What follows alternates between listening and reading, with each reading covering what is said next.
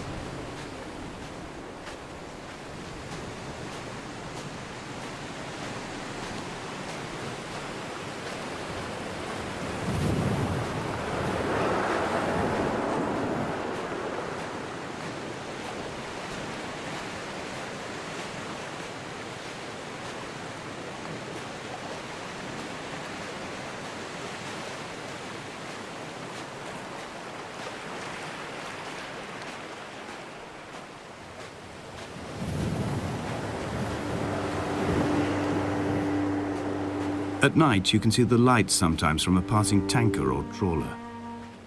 From up on the cliffs, they are mundane. But down here, they fugue into ambiguity. For instance, I cannot readily tell if they belong above or below the waves. The distinction now seems banal. Why not everything and all at once? There's nothing better to do here than indulge in contradictions whilst waiting for the fabric of life to unravel.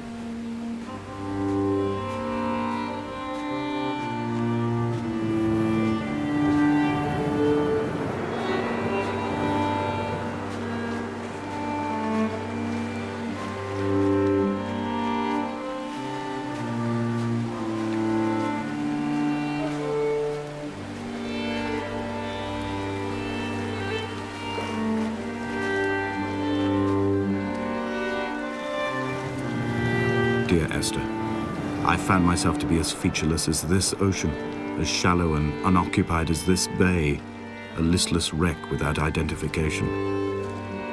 My rocks are these bones, and a careful fence to keep the precipice at bay. Shot through me caves, my forehead a mount. This aerial will transmit into me so. All overexposed, the nervous system, where Donnelly's boots and yours and mine still trample. I will carry a torch for you. I will leave it at the foot of my headstone. You will need it for the tunnels that carry me under.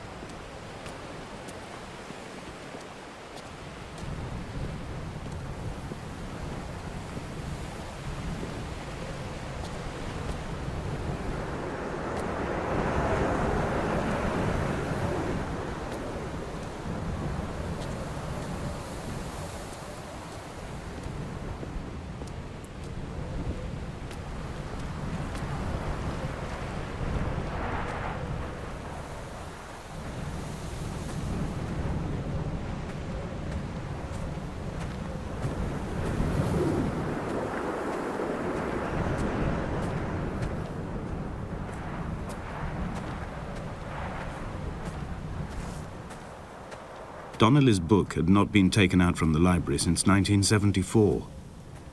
I decided it would never be missed as I slipped it under my coat and avoided the librarian's gaze on the way out. If the subject matter is obscure, the writer's literary style is even more so. It is not the text of a stable or trustworthy reporter. Perhaps it is fitting that my only companion in these last days should be a stolen book written by a dying man.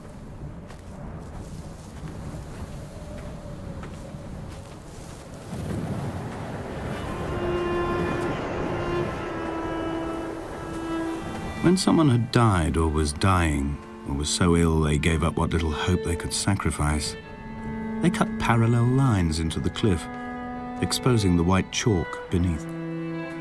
You could see them from the mainland or the fishing boats, and know to send aid or impose a cordon of protection, and wait a generation until whatever pestilence stalked the cliff paths died along with its hosts. My lines are just for this: to keep any would-be rescuers at bay. The infection is not simply of the flesh.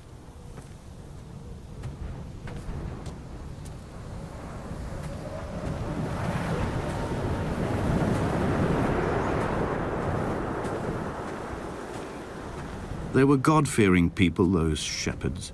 There was no love in the relationship. Donnelly tells me that they had one Bible that was passed around in strict rotation.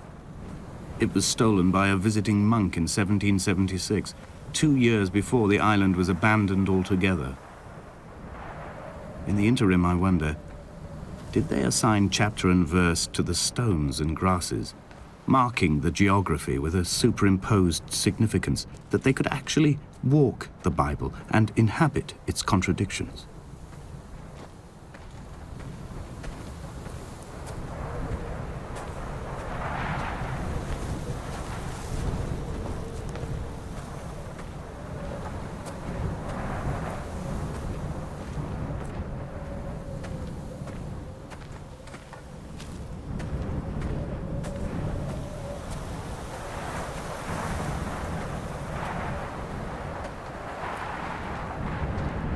Dear Esther, I met Paul.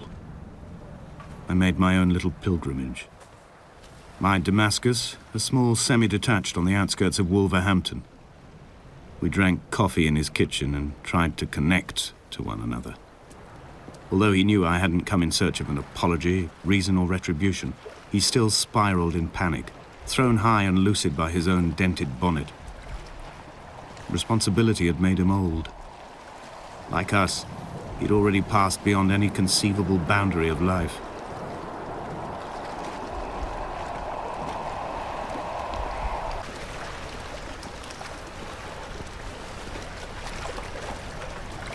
I find myself increasingly unable to find that point where the hermit ends and Paul and I begin. We are woven into a sodden blanket, stuffed into the bottom of a boat to stop the leak and hold back the ocean. My neck aches from staring up at the aerial. It mirrors the dull throb in my gut where I am sure I've begun to form another stone. In my dreams, it forms into a perfect representation of Lot's wife, head over her shoulder, staring along the motorway at the approaching traffic in a vacuum of fatalistic calm.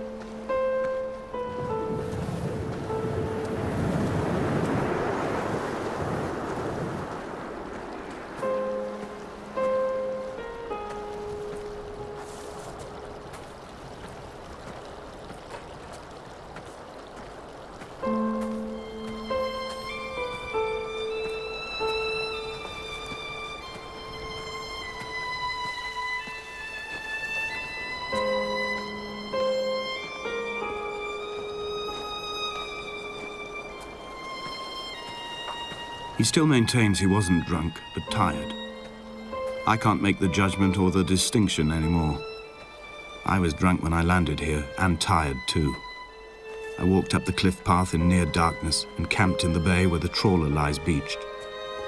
It was only at dawn that I saw the bothy and decided to make my temporary lodgings there.